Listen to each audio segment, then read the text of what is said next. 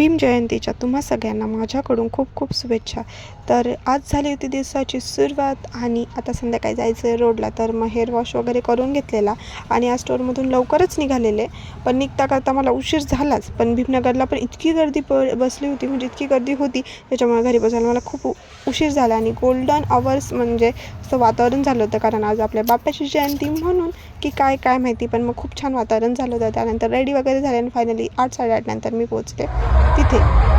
सगळ्यात पहिला आणि एकदम छान मला पाहिलेला रथ जो मी बघितला तो हा होता. त्यानंतर मध्ये जसं जसं चाललं होतं ना तशी गर्दी वाढत चालली होती, कारण रोडला पूर्ण नाशिक रोड येतं आणि तिथल्यासारखं सेलिब्रेशन कुठेच होऊ शकत नाही, हे पण मला असं वाटतं. त्यानंतर इथे मस्त देखावा वगैरे बघत आणि रथ वगैरे बघत आम्ही पुढे गेलो आणि फायनली पोचलो. आणि तिथे जाऊन समजलं, अरे नाशिक कुठंच नाही गेलं, नाशिक फक्त नाशिक रोडलाच आलेलं आहे. इतकी गर्दी होती आणि एवढ्या गर्दीमध्ये पण दीदी इतकी छान म्हणजे झोपली होती, आणि कशी झोप होती दीदीलाच माहिती.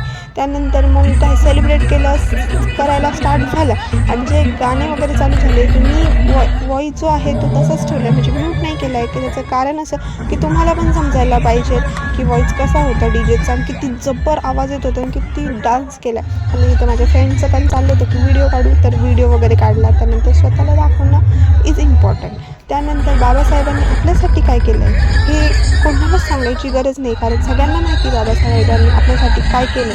त्यांच्यामुळेच आज मी पण इथे उभी आहे असं मला वाटतं. आणि ही आपली 135वी जयंती आहे, तर ती मस्त सेलिब्रेट झाली होती आणि खूप खूप मजा केली. इतकं भारी वाटत होतं, अशी जयंती कुठंच होणार नाही असं.